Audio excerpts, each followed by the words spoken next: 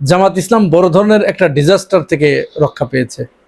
অনেক বড় একটা বিপদ জামাতের ঠিক ঘাড়ের উপরে এসে অপেক্ষা করছিল।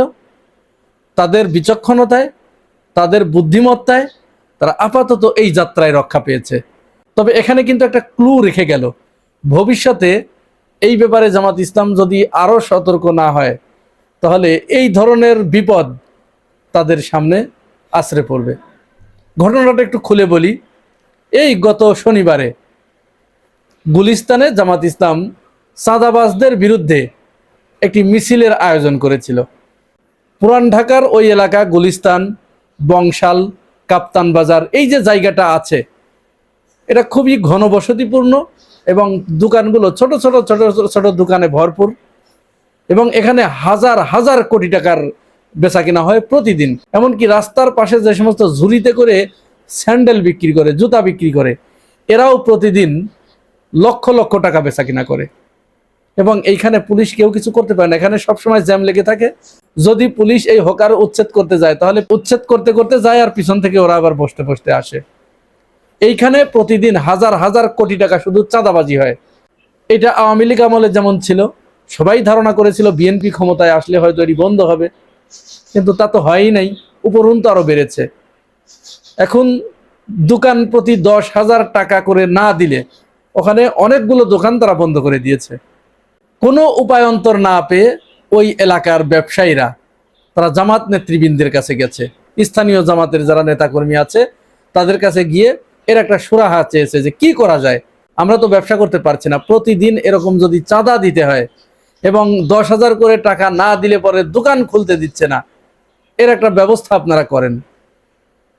জামাত ইসলামের স্থানীয় নেতৃবৃন্দ তখন ওই মার্কেট ব্যবসায়ীদের নিয়ে তারা একটা প্রতিবাদ সমাবেশের আয়োজন করে, একটা মিছিলের আয়োজন করে, চাঁদাবাজ বিরোধী মিছিল।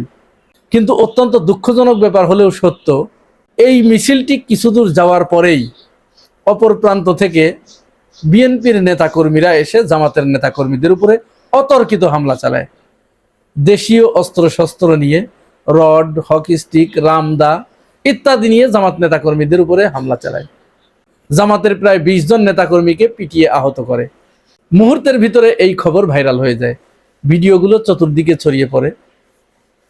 এরপরে জামাত ওই হামলার প্রতিবাদে আরেকটি ছোট্ট একটা সমাবেশের আয়োজন করে। ওখানে জামাত ইসলামের নেতাকর্মীরা যখন বক্তব্য দিচ্ছিলেন, হঠাৎ করে একজন বোরকা পরিহিত নারী, তার হাতে পায়ে মোজা, মুখ বাঁধা, কালো বোরকায় আবৃত মহিলা ওই সমাবেশের সামনে এসে যারা বক্তব্য দিচ্ছিলেন তাদের সামনে এসে লম্পঝম্প, বাধা দেয়া ইত্যাদি, মানে কি বলতে চাচ্ছে সেটি বোঝা যাচ্ছে না, কিন্তু তিনি যে বাধা দিতে চাচ্ছেন এবং সেটি মেনে নিতে চাচ্ছেন না, ওটা প্রতিবাদ করছেন, এটা পরিষ্কার করে বোঝা যাচ্ছে।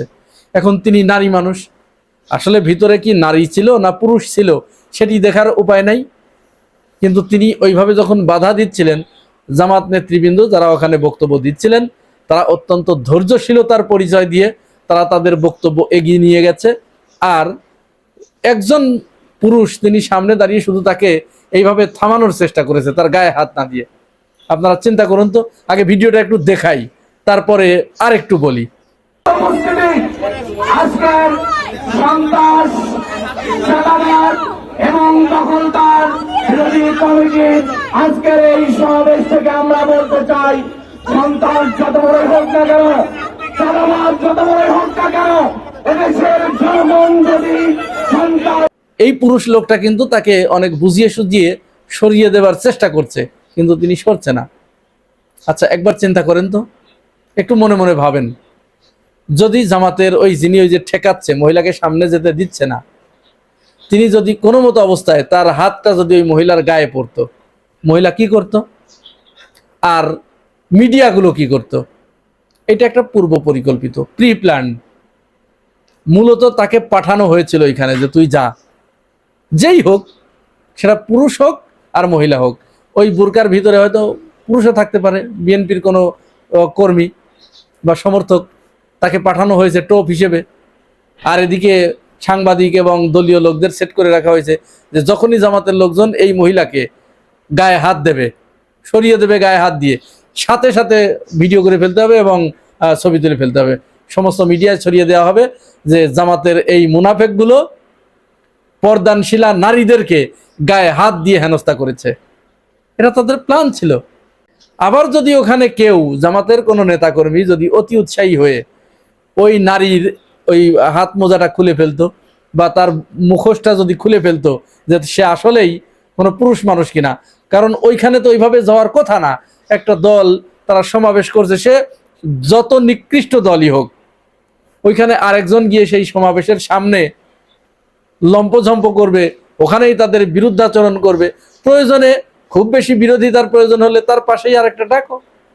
কিন্তু তা না করে এইটা করা, এটা কিন্তু এটা সহজেই বোঝা যায় এটা অশনি সংকেত। এটা জামাতকে ঘায়েল করার জন্য এই ধরনের আরো অসংখ্য ফাঁদ ইতিমধ্যেই পেতে রাখা হয়েছে। জামাতকে অত্যন্ত বুঝে শুনে কিন্তু পা ফেলতে হবে। যাই হোক, এই ষড়যন্ত্রটা জামাত ইসলাম খুব ভালোভাবেই মোকাবেলা করেছে।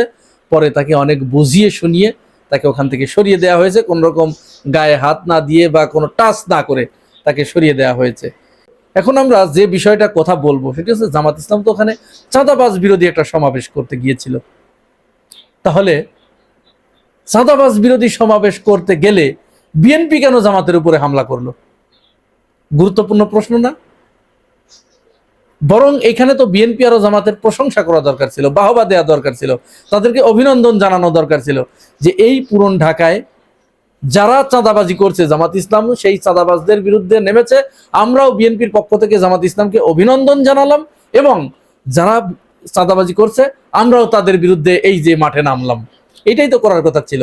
কিন্তু তা না করে বিএনপি হামলা চালালো কেন? তার মানে কি প্রমাণ করলো এখানে বিএনপি?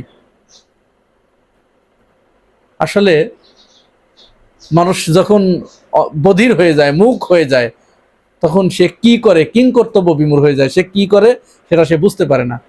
সে কি ভালো করছে না মন্দ করছে, সে যে সিদ্ধান্ত নিচ্ছে এই সিদ্ধান্তটা কি তার পক্ষে যাচ্ছে নাকি তার বিপক্ষে যাচ্ছে সে বুঝতে পারে না, ঠাওর করতে পারে না। তার হিতাহিত জ্ঞান শূন্য হয়ে যায়। বিএনপির অবস্থা এখন ঠিক সেরকম হয়েছে। বিএনপি কি এই জামাতের এই সমাবেশের উপরে, মিছিলের উপরে বিএনপি হামলা করে এটাই কি মেনে নিল না যে চাঁদাবাজ আমরা করি, অর্থাৎ বিএনপি চাঁদাবাজ করে?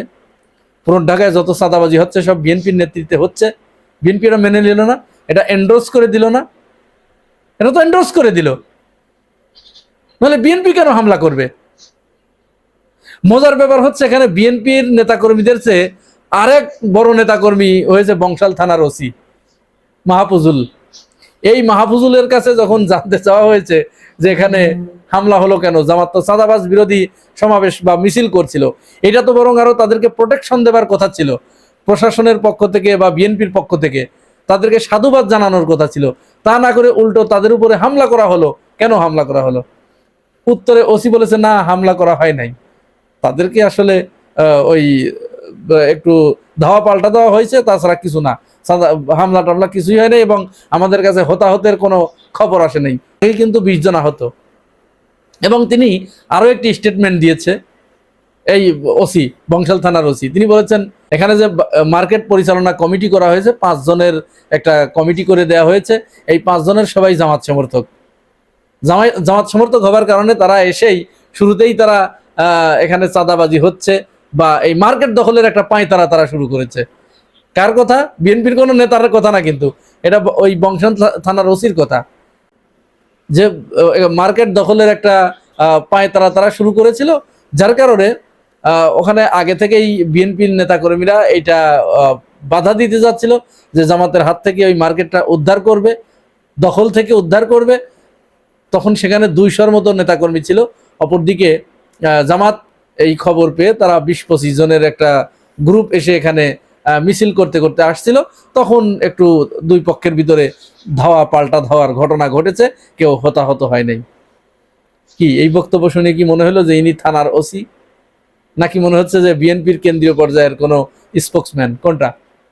পুলিশের উপরে মানুষের এই যে আস্থাটা উঠে গেছে শুধুমাত্র তাদের এই আনপ্রফেশনালিজমের কারণে। তারা তাদের প্রফেশনালিজম থেকে অনেক দূরে চলে গেছে। তারা যখন যে দল ক্ষমতায় আসে সেই দলের দালালি করতে তারা প্রস্তুত হয়ে যায় এবং এক পায়ের উপরে দাঁড়া হয়ে যায়। যদিও পুলিশের এই ধরনের আচরণের কারণে, পুলিশের এই ধরনের বক্তব্যের কারণে রাজনৈতিক মহলে ব্যাপক সমালোচনার জন্ম দিয়েছে এবং রাজনৈতিক বিশ্লেষকরা মনে করছে যে পুলিশ এই ধরনের দলীয় নেতাকর্মীদের মতো বক্তব্য দিতে পারেন না। তিনি তার জায়গা থেকে নিরপেক্ষ দৃষ্টিতে তিনি কথা বলবেন, এটিই ছিল স্বাভাবিক।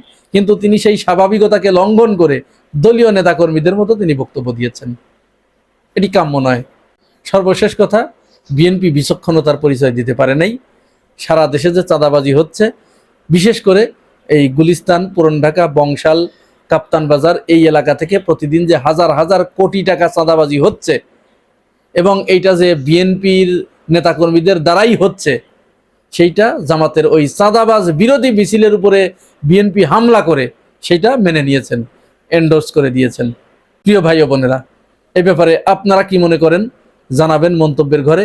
আর আপনি যদি আমার এই চ্যানেলে নতুন হয়ে থাকেন তাহলে চ্যানেলটি সাবস্ক্রাইব করে পাশে থাকবেন। আজ এ পর্যন্তই, ভালো থাকবেন, আল্লাহ হাফেজ।